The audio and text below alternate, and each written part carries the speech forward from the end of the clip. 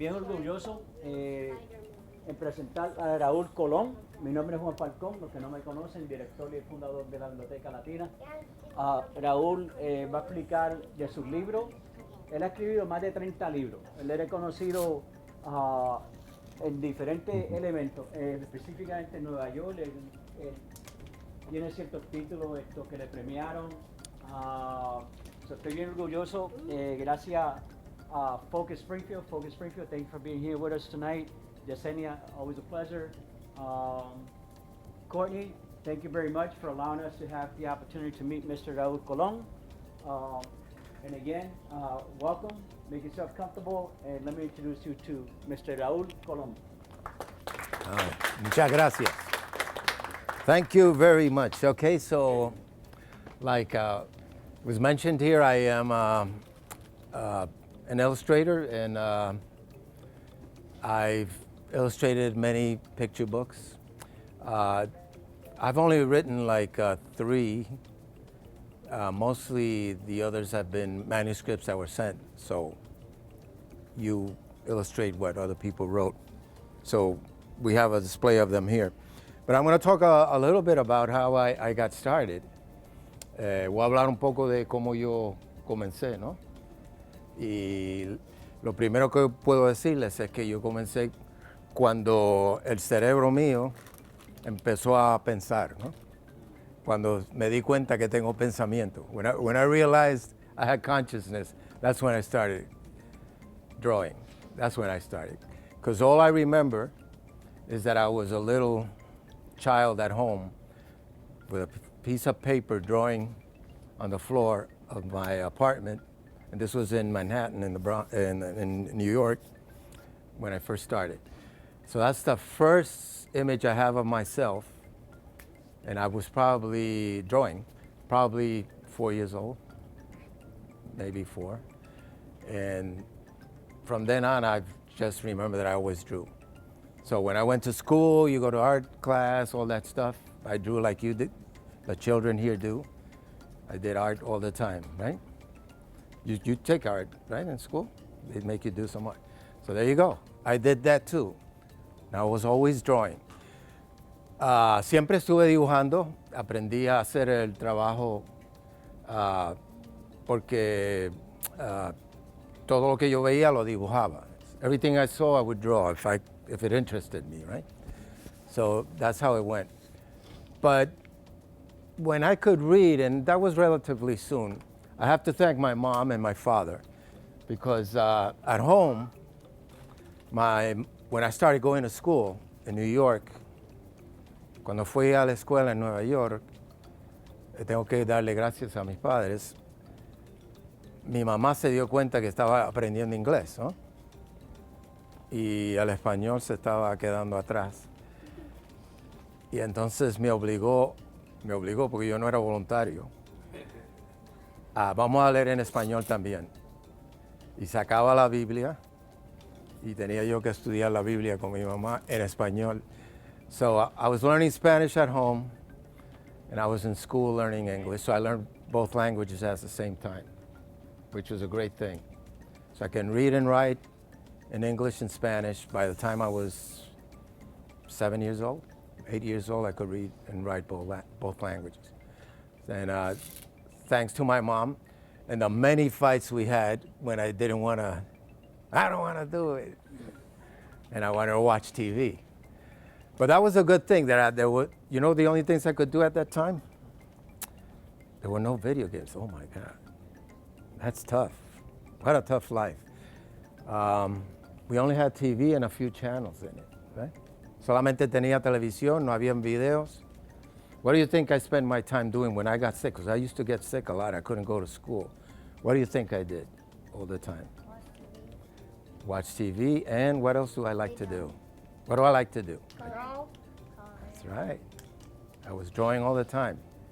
And I spent hours and hours drawing pictures. Well, I'll ask you questions at the end, so if you have a question, I'll give you a time to ask it. Don't forget it. You know what you were going to ask me? So later on, you ask me that same question, all right? And then we'll get to it. That's good. Así que me pasé la vida dibujando And as I grew up, I decided that I liked magazines and comic books because they had a bunch of pictures drawn by people. And one of my heroes when I started drawing was a man named Steve Ditko. And why do I mention this person? Because he used to draw the Spider-Man. It's the first guy who drew Spider-Man. I do. Yeah, you draw Spider-Man too, good. So that I started drawing my own little comic books, like Spider-Man stories and other stories. I invented my own heroes too. So that's how I spent my time. So how did I get to this? Well, at the time, my parents, when I was 10 years old, moved back to Puerto Rico. So I went to Puerto Rico, saw a new world. I was in the city, now I'm in an island, tropical island. It's a whole new world. My cousins lived in the mountains, some lived in the suburbs. But the mountains were the more interesting part because that's when I got to cross rivers and quebradas, cruzando las quebradas in Puerto Rico. And I could smell the coffee in the morning from other houses in the mountains. That was one thing in the island, when you're in a mountain, and I would get up in the morning with my cousins, first thing that came in through the windows was coffee, smell of coffee. And that's early in the morning. And they would get up at 6 in the morning almost. And I had a cousin who actually, they had a cow, and I went with them to, milk the cow and stuff like that. So it was great, totally different experience than in New York.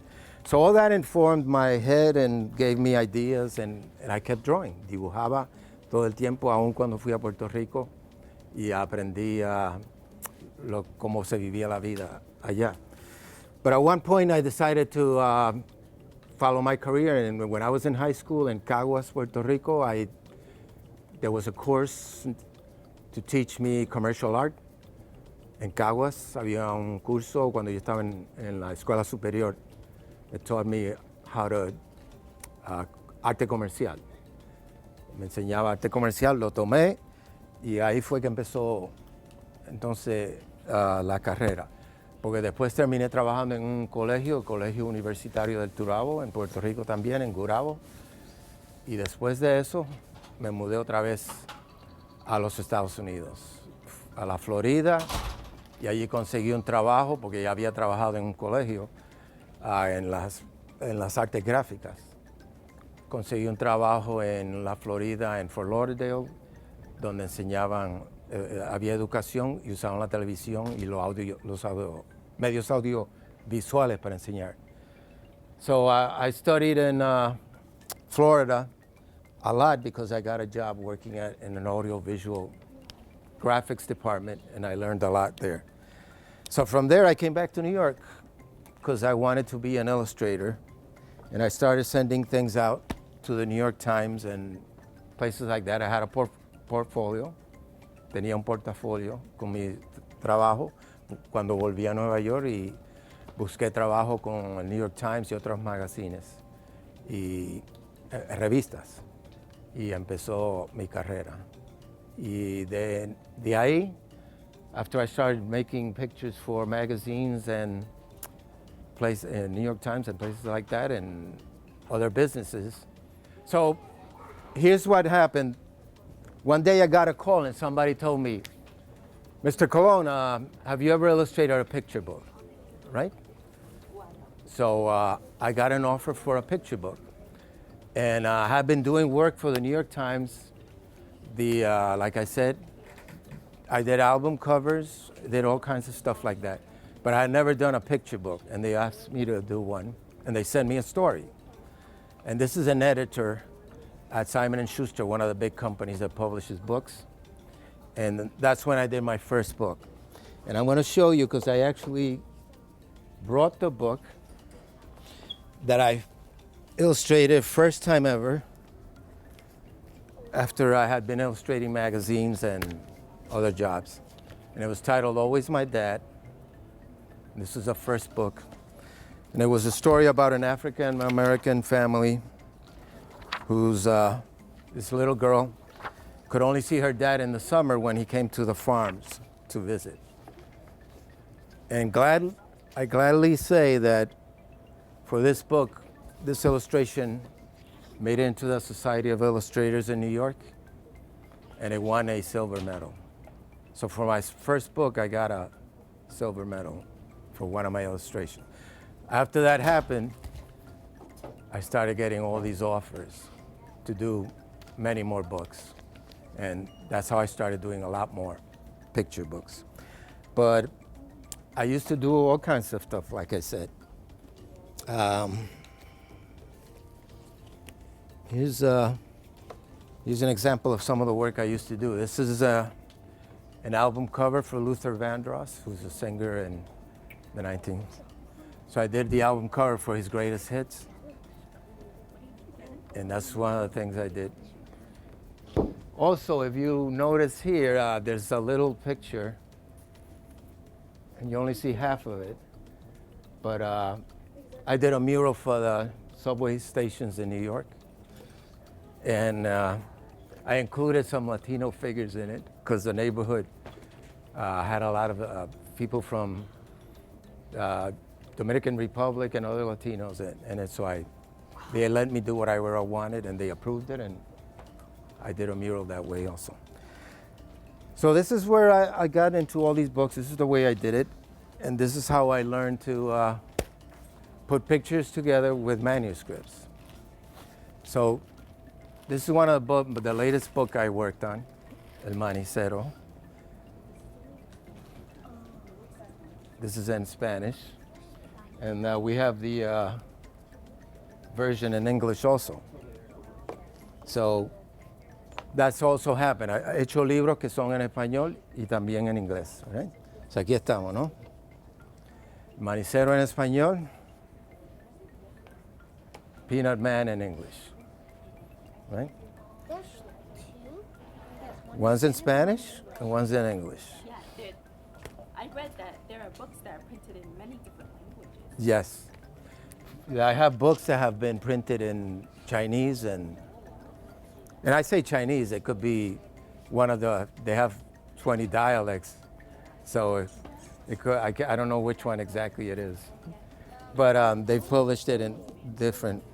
Also did something about Miguel Cervantes, right?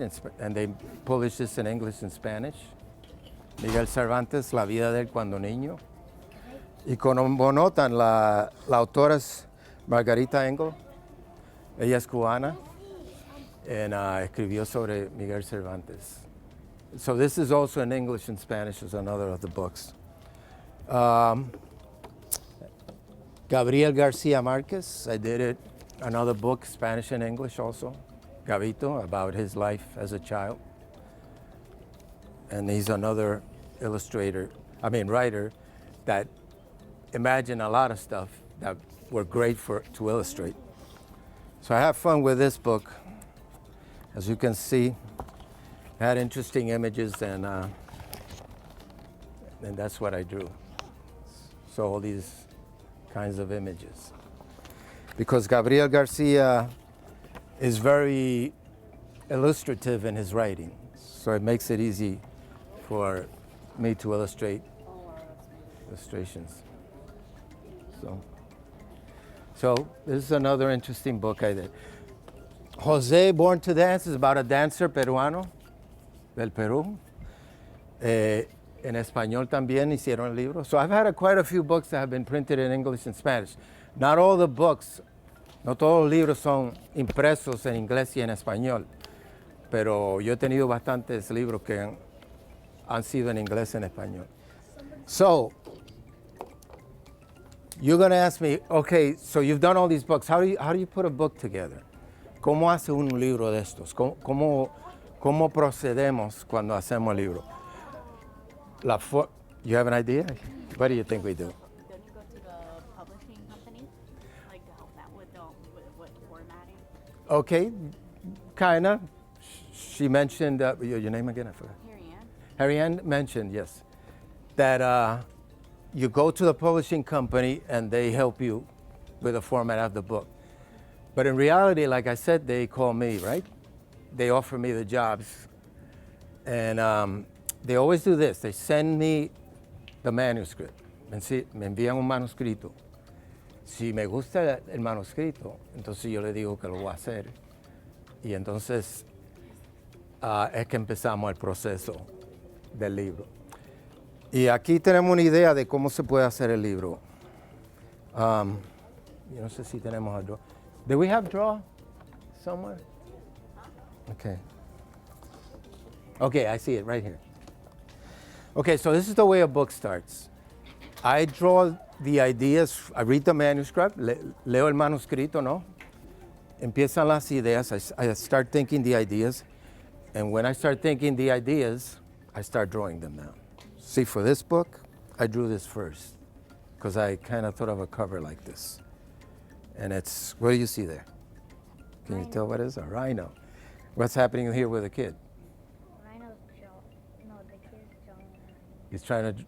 He's trying to draw a charging rhino, right? The boy. And that was the idea that started this book. And from that idea, I started doing other pictures, right? And then all those other pictures in pencil, I started putting them together. Y así es como empieza un libro. Yo hago todo en lápiz primero, no en color. That's it. Right. So it's all in pencil, and that's how it starts. I make a little mock-up like this, and you can see it's falling apart already. This is old. And this is what I sent to my editor to approve, for approval. If she approved all these sketches, si mi editor le gustaba los dibujos, me dice, bueno, procede y ya al final y termina el libro. Entonces hacemos el color, ¿no? Pero empezamos con esto. We call this a dummy or a mock-up, right? This is the way you start. And this, when you come up with all the color pictures and do all your color studies, ended up being this, right? So from this, it turned into this, right? That's how. So I thank her because she approved it. I like doing this book, and I enjoy it. So this is one of the few books that I actually wrote, but it's wordless. It's a wordless book, no tiene palabras. It's a real picture book. Toda la historia se cuenta con ilustraciones, right? Y la narración es usted viendo la escena y usted decide qué es lo que dice la historia, ¿no? So you read the story by looking at the pictures. That's how it works. So this is what they call a wordless picture book. And this is one of the books that has done very well for me, more than any others. And it all started because I did this little drawing, here that led to the final here. Okay? Let me show you the middle of it. How do I get these colors, right? To do that, see these? When I want to study the colors I'm going to put in a book, estos son estudios para colores que voy a usar en los libros. Y a veces practico qué color quiero usar. Y si me gusta el formato, los colores que estoy usando, entonces procedo a terminar. So this is the way I study first. Excuse me? Yeah, and you do all this study. I mix watercolors too and colored pencils. So this is how it works, all right? And I start with this after I've done the sketches. And a piece, I'm going to show you a piece I've been working on just as an exercise. This is a half-done piece, but this is basically the size I work on. Y esto no está terminado, esto poco a poco, cada vez que voy hablando en diferentes grupos, hago un poquito más de trabajo. Así que como en 20 años lo termino. I'll be done in 20 years when I finish this. But every time I visit, this is how I study the colors and put them together. As you can see here, right? So let me give you an example of what a book says. So let me see how I do this. Peanut Man in English and in Spanish. Let's try in English for the children. So I'm going to read a little bit from this book to show you how a picture book. This was written by another friend of mine, Carmen Agra Didi. And it's a story about the Peanut Man. She's from Cuba, and you'll find out who the guy is. There it is. El Manicero. Y ustedes deberían saber la canción. ¿Cuántas personas saben la canción del Manicero? Mani,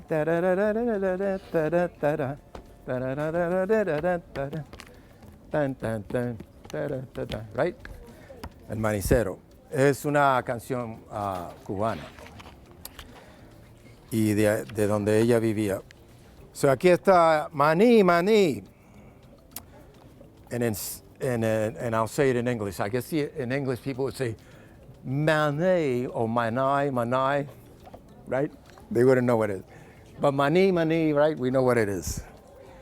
The song of the Peanut Man wound through the streets of old Havana as smooth and bright as a red velvet ribbon. And there he is singing. And there's this little girl watching the whole thing. When the song reached my window, I gave the shutters a small push. A gust of salty sea air rushed in along with the scent of mani, peanuts. And that meant, what did it mean? It meant Emilio, I squealed. She knew the Peanut Man. As the old man stepped into the lamplight like an actor onto a stage. He wore a jaunty hat, his face wrinkled as old tobacco leaves spread into a toothless smile. Coqui, he called. He knew everyone by name, and we all knew El Manicero, the Peanut Man. Now it was time to play our game. And this is her exchanging a conversation with El Manicero. She's up in her window, right? Ella está arriba en la casa y El Manicero vendiendo abajo.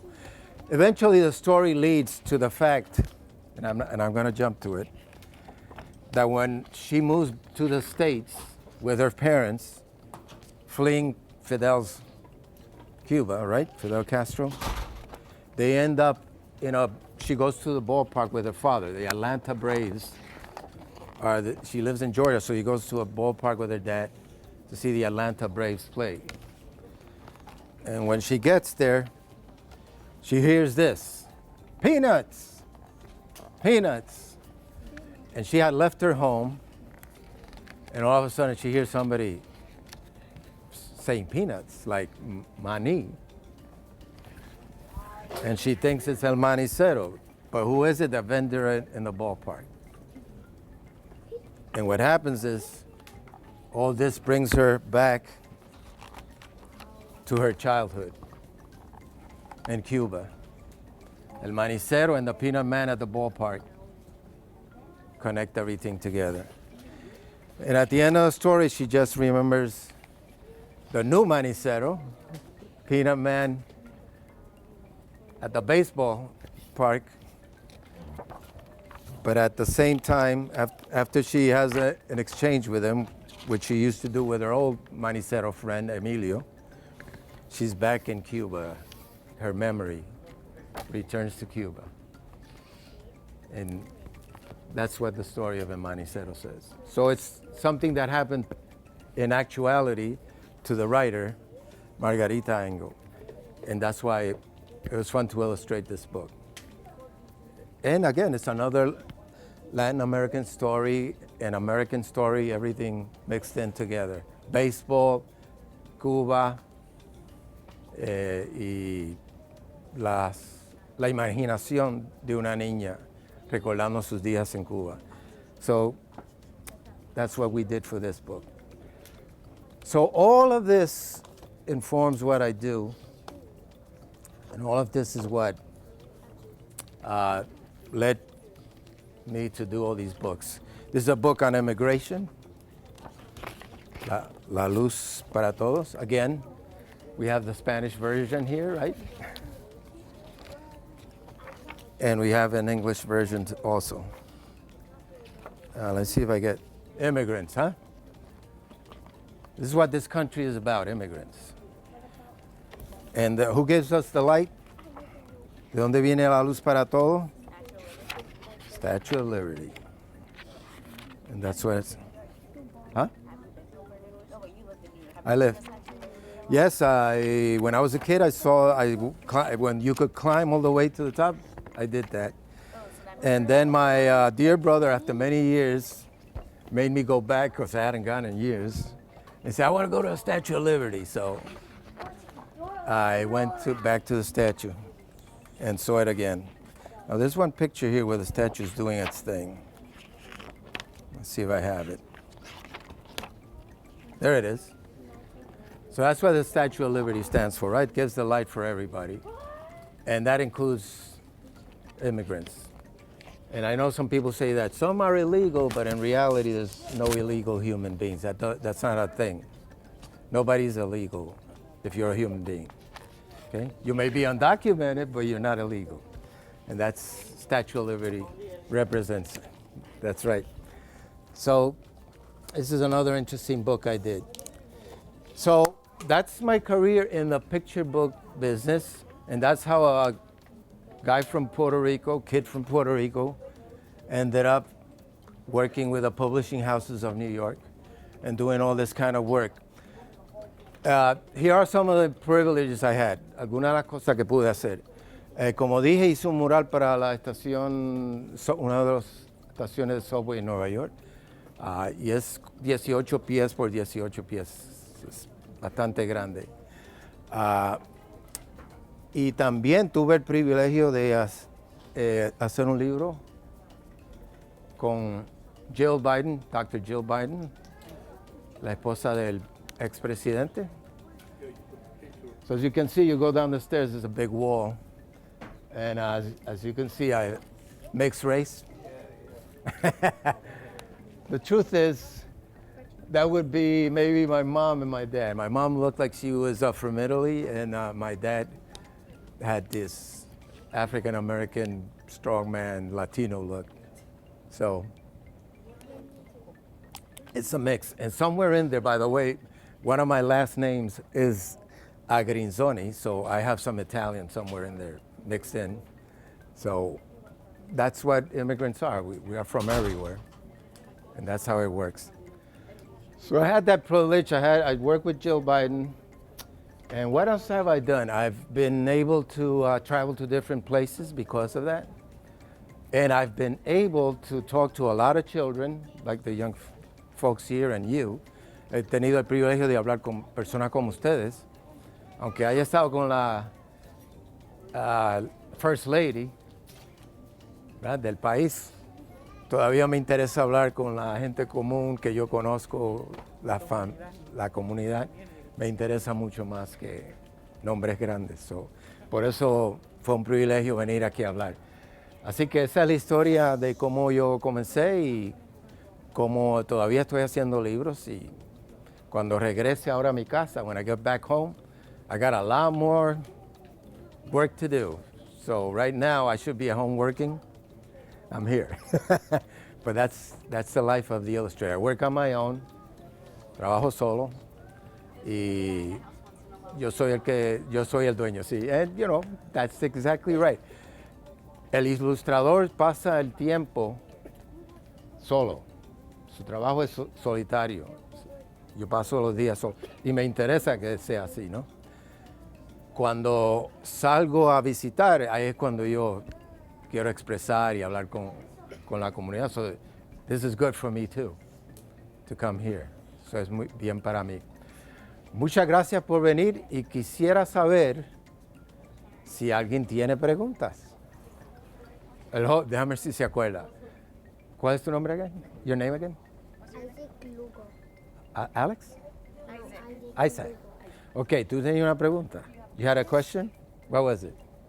It was like, do you read books? Do I read? You know, he asked me a good question. Do I read books? Leo libros. ¿Qué ustedes creen? Me gusta leer libros. La mayoría de lo que yo aprendí, what I learned about all these colors, like for instance, putting all these colors together. I didn't study that in school. I studied commercial art, and they showed me a little bit about the theory of color and all that. But everything I've learned since is because I read books. Leo libros. Y cómo mezclar el color y buscar colores y todo eso, como lo que ya enseñé aquí, lo aprendí leyendo libros. No fue yendo a una clase especial ni nada. Iba a la librería, we're right here, right?